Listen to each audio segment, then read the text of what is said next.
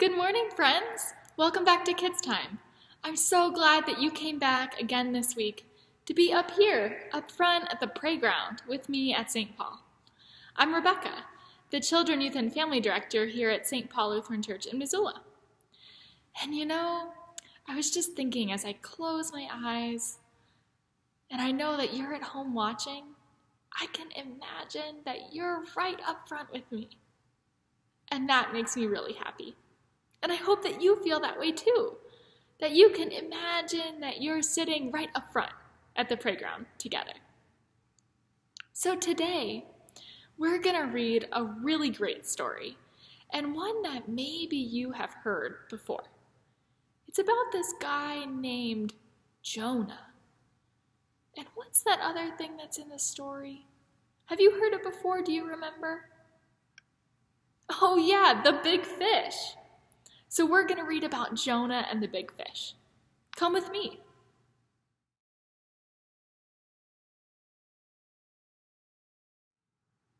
If you have a Spark Bible, I would invite you to pause this video and go and grab it so that you can follow along with the story. And if you have your Spark Bible, you can open it up to page 190. And like I said, this story is called Jonah and the Big Fish. Let's read it together. One day, when Jonah was just minding his own business, God spoke to him. God said, "Jonah, I want you to go to Nineveh and tell the people that I know they aren't living the way I want them to. I want them to change their ways." Jonah may have started with the right idea, but once he started walking, Jonah began thinking about what a long walk it was to Nineveh.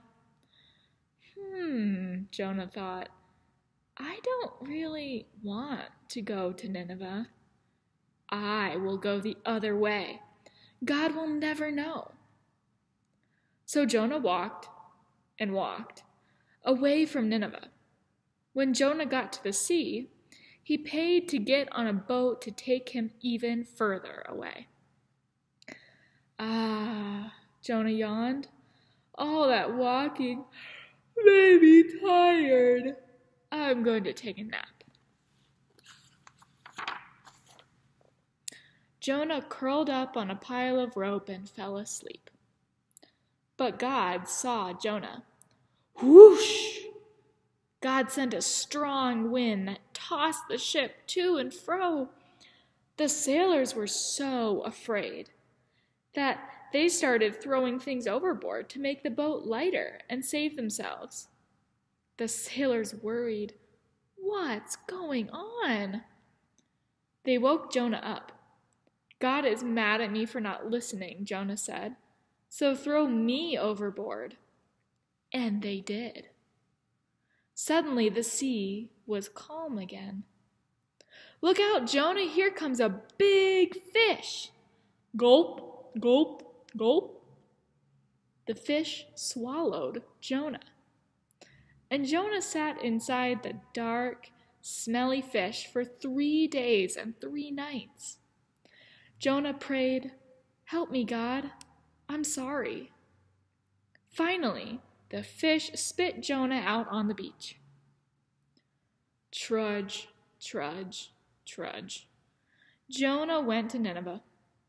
He told the people what God had said, and they believed him and changed the way they were living.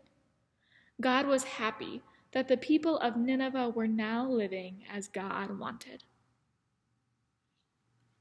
Wow, that is a pretty incredible story. I can't even imagine what it would be like to be swallowed by a fish. Whew, I don't know about that. But there's something about this story that's kind of like last week's story. Do you remember what last week's story was about? Yeah, it was about God calling this boy named Samuel. And God calls him to be a part of sharing God's message. And that sounds a lot like the story we just read together about Jonah. Remember in the beginning of the story, Jonah was just minding his own business? And then God called him to go to Nineveh and tell the people of Nineveh that they better start acting like how God would want them to act. Because what they're doing right now, it's hurting themselves and it's hurting other people. And I wonder, last week we said that we're called, just like Samuel, to be part of sharing God's message. I wonder, do you think that we might be called, like Jonah, to tell other people when they're not living in ways that God might want them to? But what would that look like? Can you imagine with me? What's something that someone else could be doing that would be maybe not what God wants them to do?